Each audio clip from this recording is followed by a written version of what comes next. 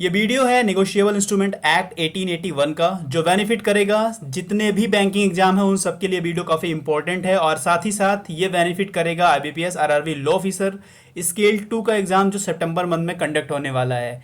Hello everyone, welcome to Taushik academy banking and law. आप सभी viewer का बहुत बहुत स्वागत है। वीडियो को लाइक अपने दोस्तों के साथ शेयर जरूर करिएगा, चैनल को सब्सक्राइब जरूर करिएगा। तो चलिए विदाउट डिले इस वीडियो को शुरू करते हैं।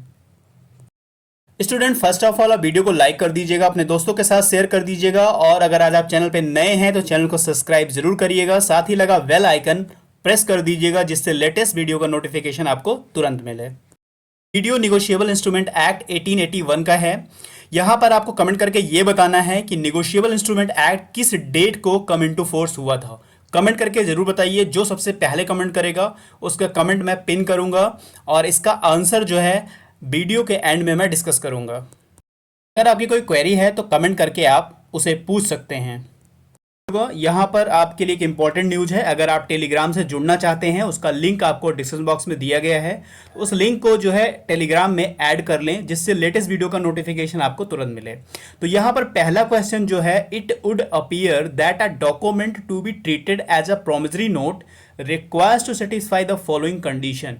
कहने का मतलब यह है कि वचन पत्र के मामले में ये जो ऑप्शन दिए गए हैं, इनमें से कौन से ऑप्शन सही हैं जो एक प्रोमिसरी नोट को सेटिस्फाई करते हों। तो फटाफट आप लोग आंसर कमेंट बॉक्स में करिएगा। जो आंसर आपको नहीं मिल पाएगा उसका एंड में हम आपसे डिस्कस करेंगे, अगर आप उसे कमेंट करते हैं तो। नहीं तो आपको कमेंट में कमेंट करके आपको उसका आंसर दिया जा सकता है। तो यहाँ पर जो प्रोमिसरी नोट है उसके बारे में पहला ऑप्शन है, it must be in writing. क्या जो प्रोमिसरी नोट होता है वो राइटिंग में होना चाहिए? ये मस्ट है, कंपल्सरी है। सेकेंड ऑप्शन है, it must contain an unconditional undertaking to pay signed by the maker. यहां पर टाइपिंग में त्रुटि थी, तो यहां पर पे ऊपर मैंने लिख दिया है। थर्ड ऑप्शन है, the unconditional undertaking to pay must be in relation to payment of certain sum of money. तीसरा ऑप्शन हो गया। चौथा ऑप्शन है, the money is payable to or the order of a certain person or to the bearer of the instrument. और पांचवा option है, all of these fulfil the condition. तो फटाफट आंसर ये करिए कि जो प्रोमिसरी नोट है इनमें से कौन से ऑप्शन जो है प्रोमिसरी नोट में होते हैं जो उनको सेटिस्फाई करते हैं। तो फटाफट कमेंट में आंसर करिए, क्या वो सारे ऑप्शन को फुलफिल करते हैं प्रोमिसरी नोट के रिलेशन में। तो फटाफट आप लोग कमेंट में आंसर करिए। यहां पर जो आंसर होगा वो आंसर ई होगा। ठीक है, आंसर ई होगा, all of this fulfil the condition. यहां पर सारे ऑप्शन इस क्वेश्चन के सही हैं। अब हम बात करेंगे प्रोमिसरी नोट के बारे में। अगर प्रोमिसरी नोट को हमें ड्रॉ करना है तो उसमें क्या क्या चीजें बहुत नेसेसरी होती हैं। तो पहला जो ऑप्शन है वो यही बताता है, it must be in writing. अगर आप प्रोमिसरी नोट बना रहे हैं तो उसको राइटिंग में होना चाहिए, यानी वो लिखित में होना चाहिए। ये इंपॉर्टेंट है कि प्रोमिसरी नोट रिटन में होना चाहिए। दूसरी बात ये कह रहा है कि it must contain unconditional undertaking to pay sign by the maker. जो मेकर है उसके द्वारा वो साइन होना चाहिए, और उसके साथ ही साथ अनकंडीशनल अंडरटेकिंग होना चाहिए, यानी आशर्त वचन के साथ साथ मेकर द्वारा, यानी जो वो प्रोमिसरी नोट बना रहा है उसके द्वारा साइंड होना चाहिए प्रोमिसरी नोट। तीसरा जो ऑप्शन है वो ये कहता है कि जो अनकंडीशनल अंडरटेकिंग कही गई है, जो आशर्त वचन है, वो किसी पेमेंट के रिलेशन में होना चाहिए। वहाँ पे, यानी वहाँ पर कुछ पैसे उन्हें देने हो। पेमेंट के रिलेशन में जो अनकंडीशनल अंडरटेकिंग है, जो आशर्त वचन है, वो किसी धन के संबंध में होना चाहिए।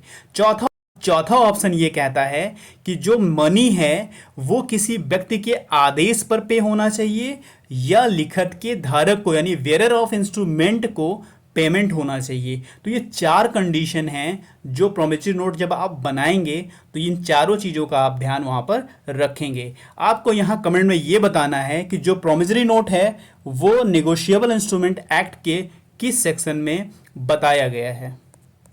यहां पर सेकंड क्वेश्चन है, which of the following comes in the definition of banker. Banker की परिभाषा में निम्नलिखित से कौन आता है। यहां पर 5 ऑप्शन दिए गए हैं, कौन सा ऑप्शन सही है कमेंट में कर जरूर बताएं। पहला ऑप्शन है, any person acting as a banker. Second option है, any post office saving bank. तीसरा ऑप्शन है, आधार कार्ड होल्डर। चौथा ऑप्शन है मनरेगा जॉब कार्ड होल्डर, और पांचवा ऑप्शन है ए एंड बी बोथ। तो यहां पांचों ऑप्शन में से कौन सा ऑप्शन एक बैंकर की डिफिनेशन के लिए सही है?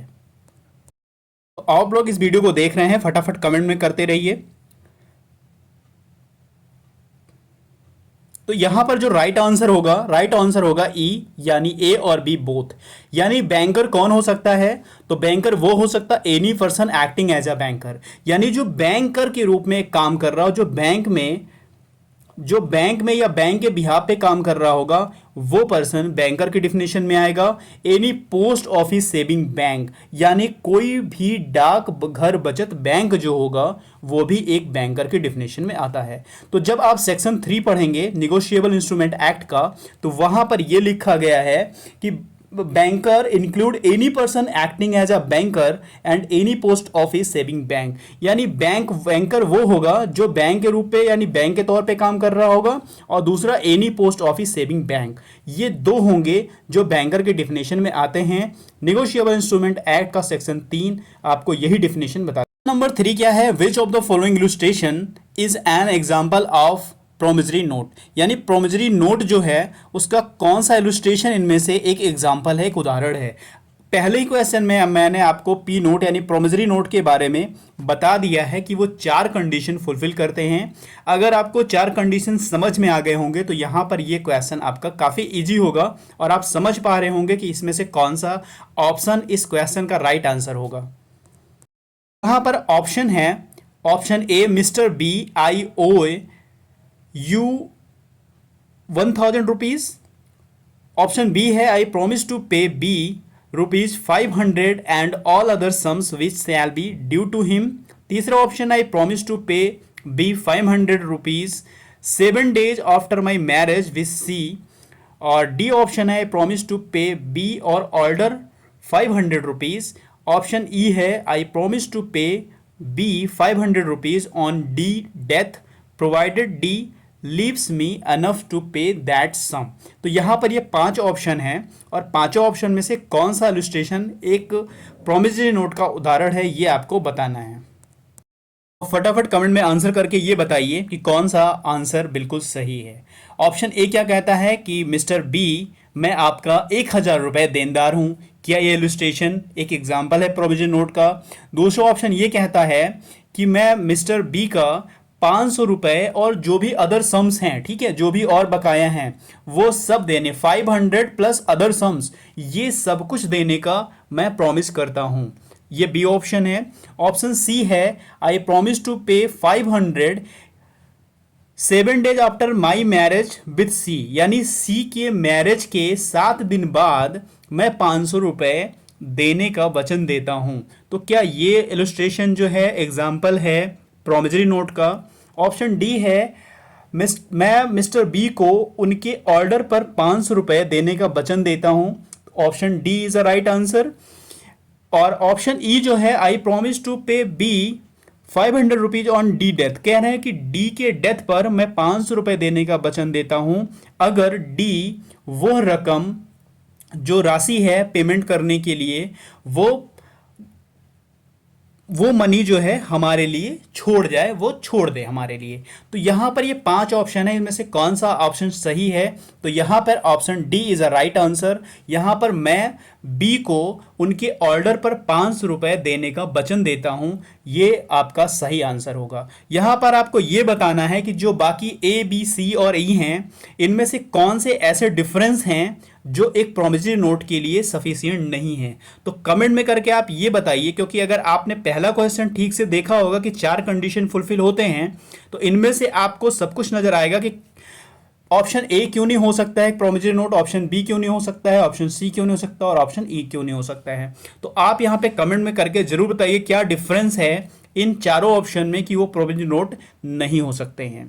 और यहां पर आपको यह बताना है कि प्रोमिसरी नोट में कितनी पार्टीज होते हैं, उनका नाम क्या है। ठीक है, आप कमेंट में करके जरूर बताइएगा। Question number 4, a dash is a will of exchange drawn on a specified banker and not expressed to be payable otherwise than on demand, and it includes the electronic image of a truncated check and a cheque in the electronic form.